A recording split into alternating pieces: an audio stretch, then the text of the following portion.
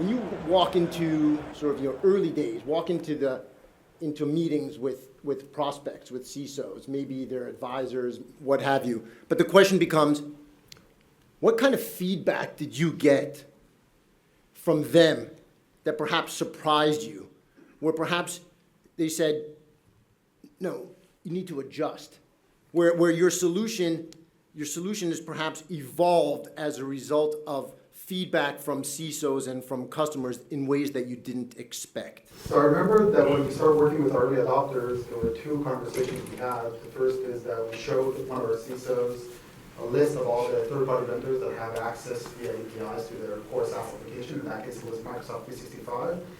And he identified one vendor that had access to all employees, teams, emails, all the correspondences within the organization. And I remember that we always start with visibility, or typically security solutions start with visibility, and we showed them that visibility, and we lost their attention for about 15 minutes while they did their internal investigation to try to find out what that vendor is, why it has so much privileges to their core SaaS applications, and how does it get it out there as quickly as possible. I remember a second conversation we had with a different organization where the instinct for most of the security teams that we worked with was looking for the revoke button, the fix button, to trying to solve the problem. And very early on in our journey, I think it was in the first month or so of the software development, because we hit the ground running when it comes to working with our customers, we realized that in today's modern security stack, just showing more problems to security team doesn't help anybody. Remediation is key for successful security adoption within organizations, or security tool adoption within organizations. So very quickly, we incorporated a lot of remediation capabilities built into our platform that allow security teams to not just find problems, but actually to operationalize how we fix these problems, which is what key to successful differentiation and adoption across security teams. Because once we went to the second, third, fourth, fifth organization, and we showed them we already thought about the remediation process and how to have that incorporated and built in, it really helped their adoption, and they thought, okay, this is a vendor, but they're trying to help me not only to show another dashboard of problems, but actually to show fixes and to show progress over time when it comes to remediation. Claude? I think a lot of that resonated with me, but I think where we kind of changed a lot of our approach was in our early days. If you guys can give like a concrete example of like, yeah, we walked into the meeting, thinking we were going in this direction. We walked out of that meeting and we said, well, we didn't really think about that, but we should do it a little bit different. That's kind of a cool story. Yeah, I think because all of our research at UT Austin was on information flow control, actually building the control into the application so that they can control within the application what data they could access. After a number of advisor meetings, meeting with different analysts and all those kind of things, I think we quickly realized that that was great, but that didn't solve their current problem. And their current problem is they just didn't know what data they had or who has access to it. They didn't want to build something new. They wanted to fix what they had. They had all this, I wouldn't call it legacy, but they had so much data within their environment that they just didn't realize, well, they were struggling to deal with, and they knew it was a big problem. They didn't have any way to provide the visibility and transparency into that fine-grained data of, this data here, who has access to it? What is it? They just didn't know. So I think that those number of meetings with advisors and early stage kind of design partners was just fundamental to our organization, and going, let's start with visibility and then add the protection layers on top of that, and not try to do it the reverse. It's amazing how much of the learning is about how you operationalize your product.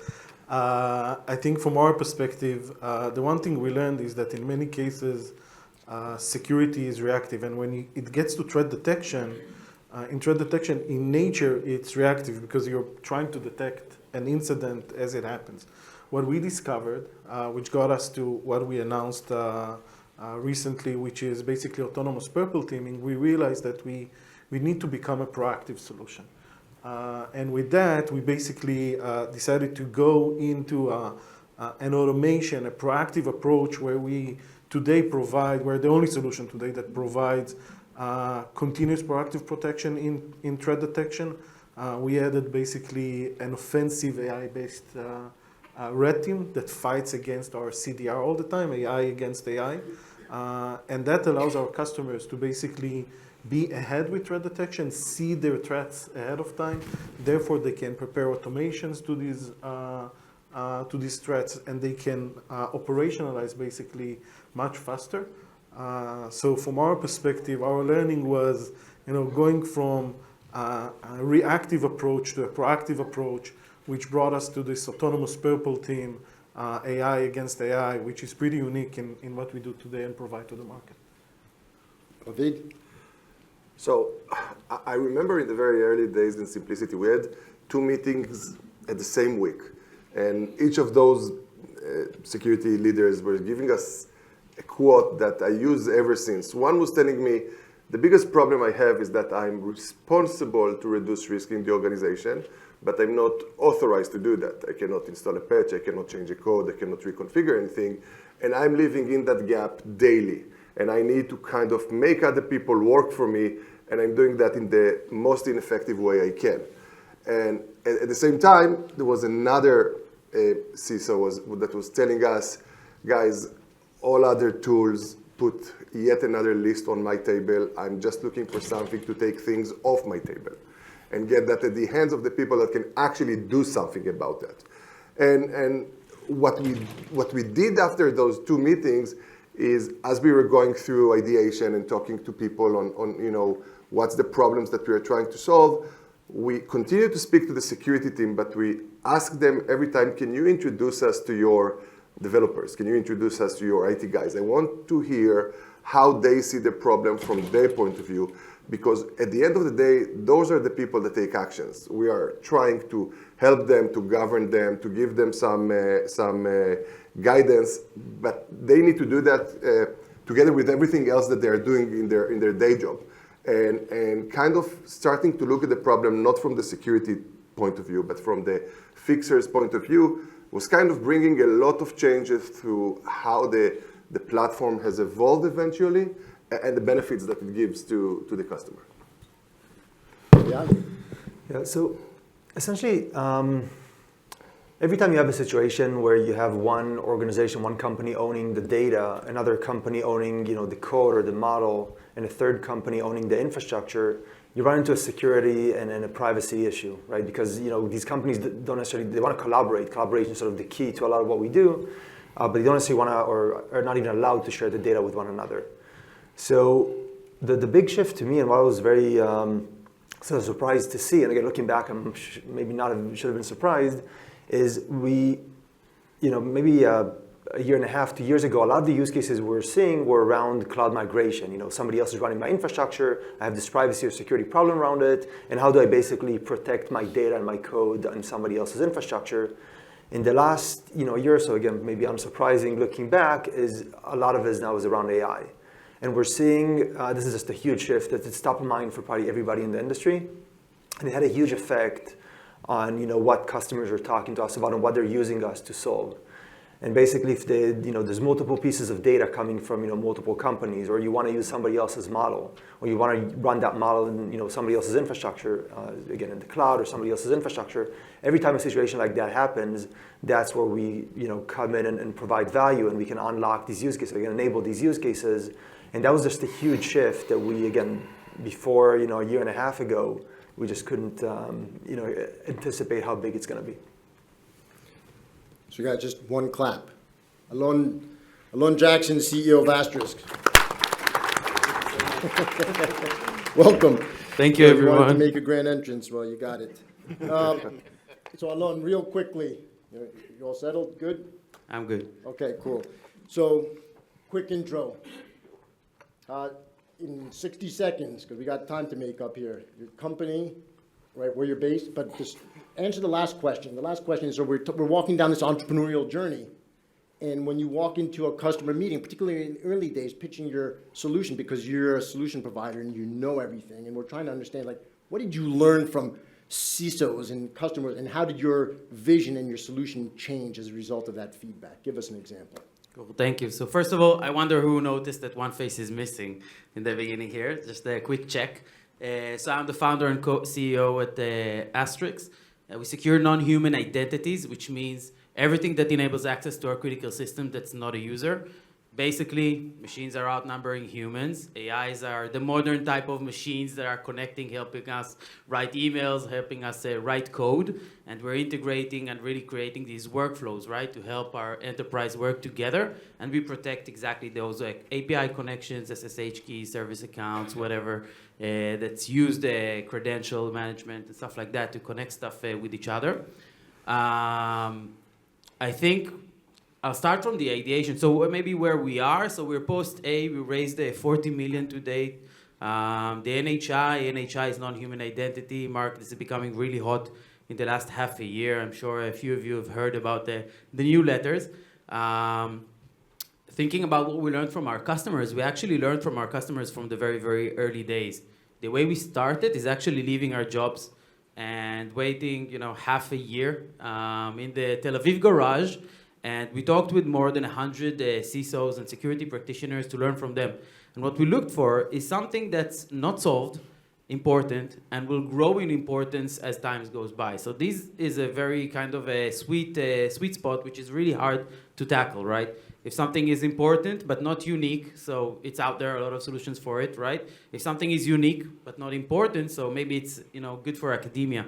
So we actually learned from all these over 100 conversations and came really to the understanding that non-human identities is just being underserved today, despite the fact that it's a real pain for most of the people we talked about. Since then, it's been a crazy journey for about 3 years.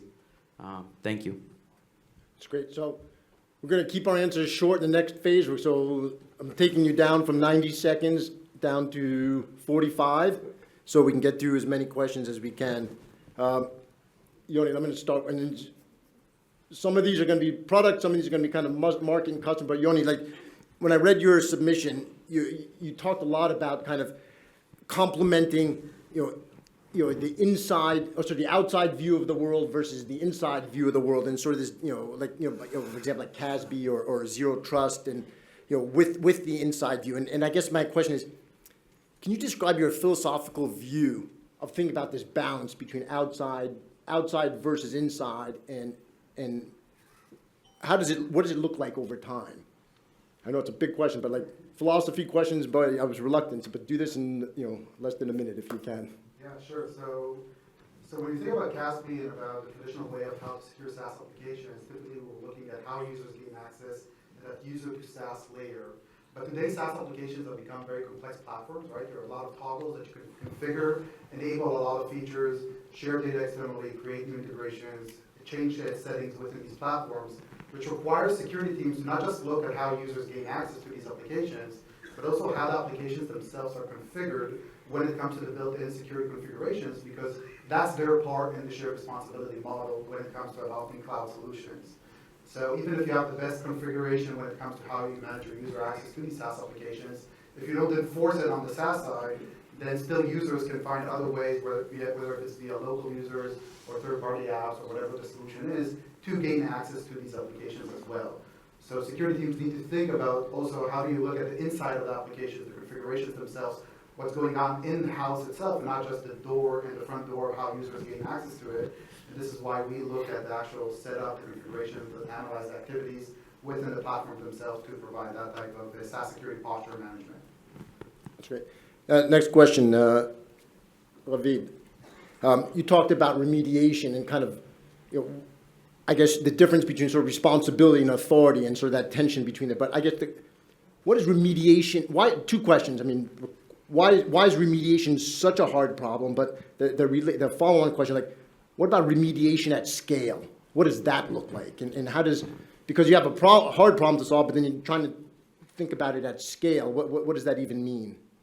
So it's an interesting question. Whenever I use slides, and I have a very good slide that shows, like, if you look like 8 to 9 years ago about security testing or security scanning, you probably have 2 logos on that slide, like vulnerability management, one of the vendors, or something like that. And if you look on it today, the typical organization probably have like 20 to 30 different security testing tools, internal, external, cloud, code, infrastructure. And so there is a lot of tools on one hand, and on the other hand, what you actually see is that the fixing organizations are becoming faster, more agile, adopting new technologies much faster.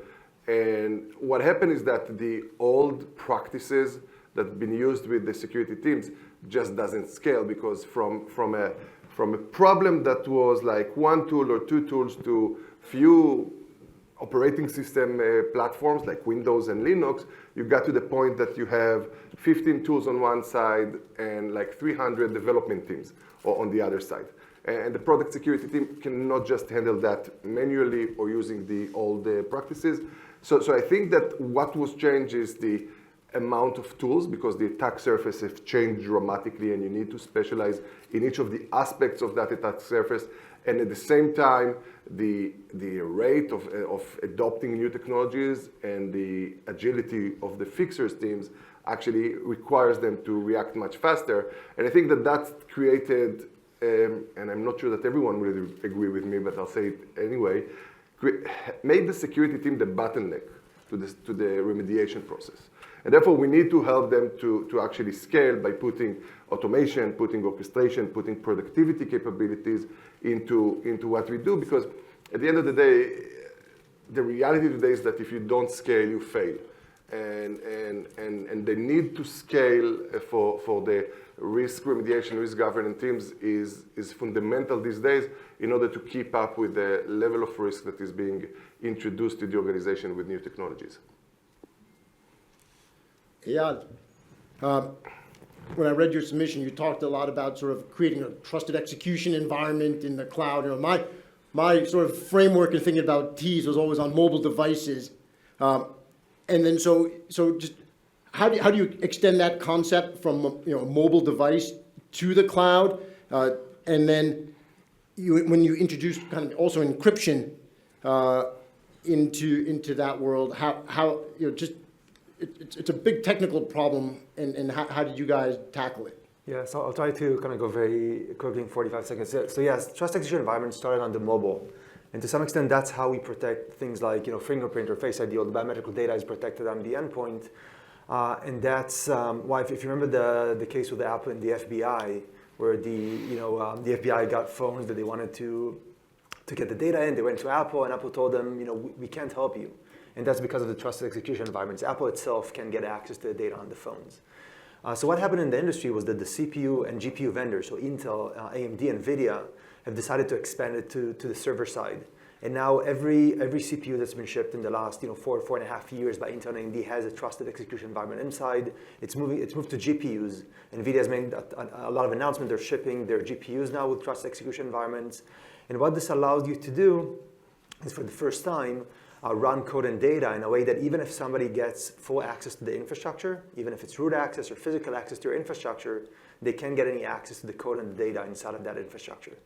And that's just a huge shift in how we can do security. Just can simplify a lot of things and can finally protect the data end to end. To some extent, the data security problem we've always had is that we figured out a way to protect data in transit. We figured out a way to protect data at rest. But there was never a way to protect data in use, meaning when an application needed to process data, it had to decrypt the data, load it to memory to process it, and at that point the data was exposed. So for the first time, we have a way to finally solve that huge risk.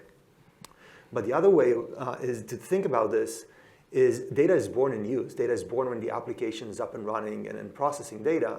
So when you have the ability to protect that, you can automatically protect the data coming out, going to the network or going to storage. And that's essentially what trusted execution environments on the server side provide. And that's why for the first time, we can just take, again, that's what got me so excited about this. This is the next big enabler because it allows you to take any piece of data, any piece of code, and just put it in any environment without risking the security or the privacy of the data. That's cool. And another, sorry with too many technical questions, but fascinating by learning a little bit more about these solutions. So Claude, when you, again, for an old fuddy-duddy like me, thinking back to like DLP, DLP 1.0, and sort of the vision of DLP. We understand conceptually why it's needed, but I guess maybe why did DLP 1.0 sort of fail to live up to the expectation, the hype, if you will, with all due respect to the DLP vendors out there, but you don't refer to yourself as DLP 2.0, but it's just sort of, and so apologies to your marketing people, but that's kind of what I landed on. How is this different, and how is it? Is it just a matter of technology? And tell us a little bit about sort of the evolution from your perspective. I like to think of it as the kind of left of boom, right of boom analogy, right? From DLP perspective, and there's still a need for this. It's right of boom. You are being reactive as things leave your organization. What we kind of say is we're actually shifting some of that data security left of boom. So shifting it to where it actually, the breach originally happens, which is someone has access to the data. You can be proactive and kind of address those access controls earlier on in the life cycle, but you can also detect when someone who shouldn't be accessing their data accesses it for the first time. So that kind of paradigm of you're looking at shifting DLP left is where we kind of focus our kind of story on. Okay, thank you. And you said something in intro that kind of, I want to follow up on. You talked about this, battling, if you will, between different AIs, almost like red, blue, purple. How do they, really quote fight against each other? I mean, how does it work? So first of all, our technology and experience technology mode was built around threat detection. We've been protecting numerous environments in threat detection for many years. And with the advancement in generative AI and our expectation that now people start to realize, by the way, that generative AI will change the way companies are getting attacked. It will lower the bar for attackers and the pace and velocity of attacks. We realize that we need to get our customers prepared for the risks that they are going to face.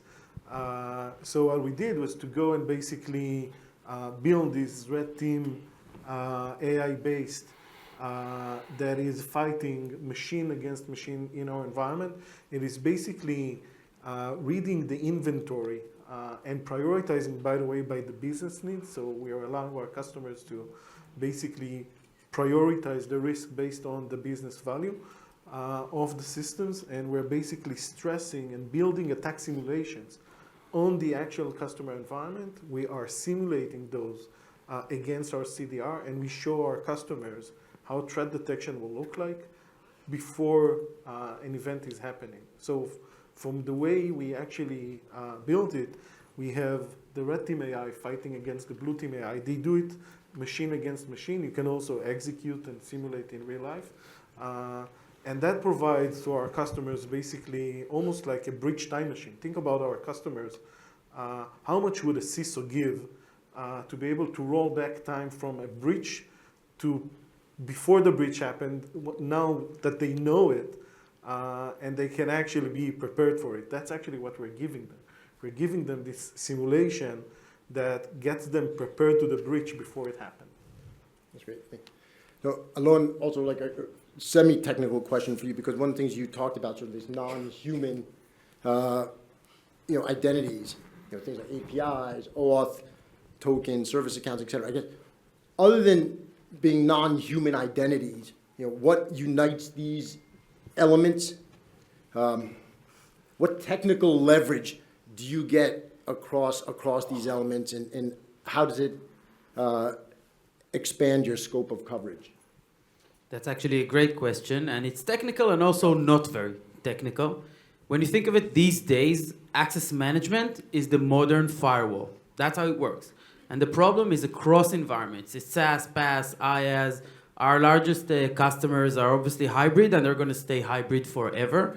And that's a big problem. Especially considering that all our solutions today support user access management. It might not be perfect, right? We have it 80%, 70% covered. It will never be perfect, right? We all know that. But the non-human side is completely wide open. Obviously, the Okta, SailPoint, and other identity solutions won't help with that. The problem is that there are a lot of different protocols, pace, rates, ways of using and connecting these machines, services, AI tools to each other, right?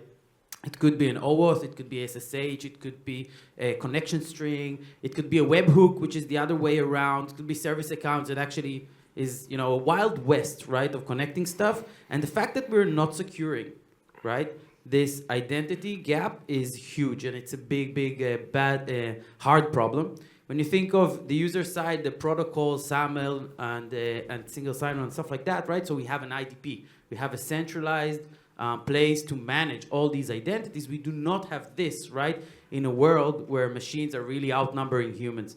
And that's really the technical challenge that we're here to solve. All right, cool. So you guys, just because we're running out of time, 1 minute each, you know, I want to learn about sort of what a customer deployment looks like, right? When you've kind of convinced someone that they should at least evaluate, test, perhaps POC, POV it, but then you start, okay, what's next? Well, what are the customer hesitations? And honest, nobody's gonna hold you to this, but what are the honest customer, hesitations, that you face, the biggest challenges that you face as you move from, into sort of the deployment phase, and how do you overcome them? And maybe, I guess, related to that, what does how does the customer deployment process look like? And let's just, Eyal, I'm going to start with you, and just to keep it simple, 1 minute each. Let's go down the line this way. Sure. So from a deployment perspective, to some extent, as I mentioned, confidential computing was something that was added by the CPU and GPU vendors. It's part of the, it's part of the silicon, and all the clouds have added support for it as well. What we bring to the table is, you can think of us very much like, the VMware of confidential computing. Same as VMware didn't invent virtualization. It was there in the CPU, it was there in the operating system. VMware just made it very simple to use virtualization. We do the same for confidential computing.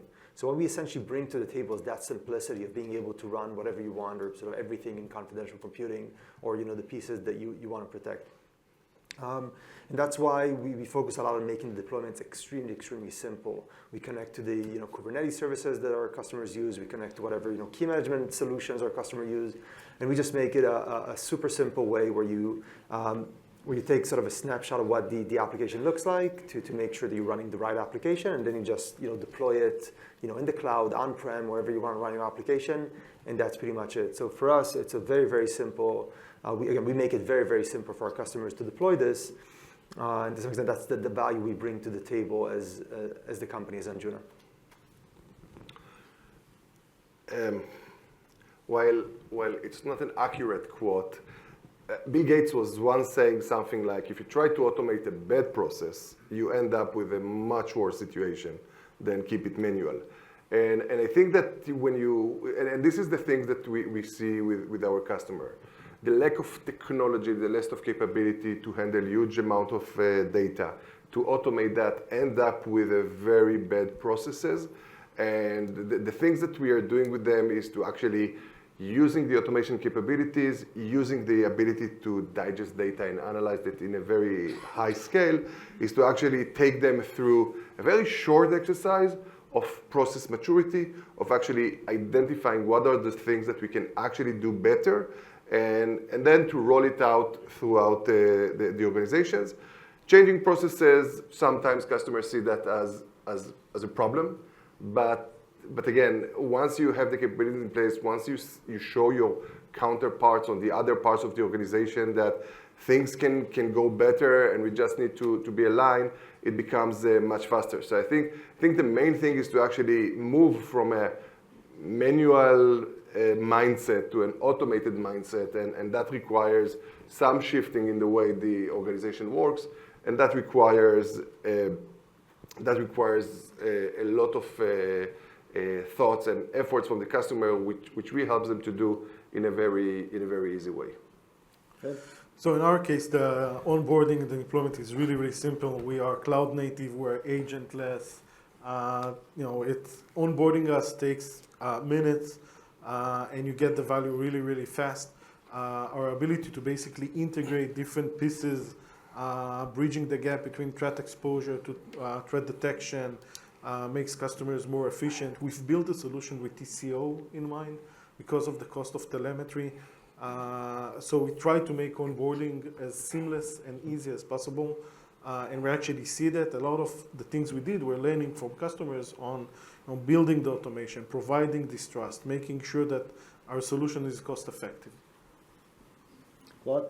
From our perspective, I think we're dealing with data. We're dealing with the most sensitive data within an organization. Our deployment model addresses that by actually deploying within your cloud environment or within your environment so that your data never leaves your control. It inherits all your security controls within your environment. And we don't kind of hide behind, we only take metadata, etc. We've just done our first air-gap deployment for a federal customer, entirely with their environment, with no access from Symmetry to their environment. So I think what we've kind of heard from our customers is if you're serious about protecting data, you have to start from protecting that data as a data security vendor itself. So our deployment is SaaS deployment. We're completely agentless. We leverage APIs and service accounts to gain access to core SaaS applications. We only read metadata of the configurations within the tenant, so we don't read actual content and data and sensitive information within it, which helps organizations to uncover the unknowns of their SaaS applications. Basically start with an assessment of understanding, okay, these are my actual risks that I wasn't aware in Salesforce and Workday and the different core SaaS applications that are important to them. And then from there, we help them operationalize their remediation processes with built-in capabilities that can engage their business users via email, via Slack, or via the different chosen platforms, ticketing systems, whatever they need in order to help eventually implement fixes and not just finding more and more problems within their environment. No? Thank you. So for us, it's very simple, again, with an analogy from the user access side of things. So just like you hook up Okta to different core environments and it'll help you manage the user access, you hook Asterisk up to different core environments and we'll help you manage the non-user access to that side. Usually on average, we find around 10 times more non-human identities than human identities. So if you have 1,000 employees, we'll find 10,000 non-human identities were created. Many of them were created before these employees came or after they left and unmanaged. So that's kind of a snapshot you get on day one. And then the idea is really managing it right through the life cycle of creating these credentials, creating these connections on a daily basis. Thank you. Thank you.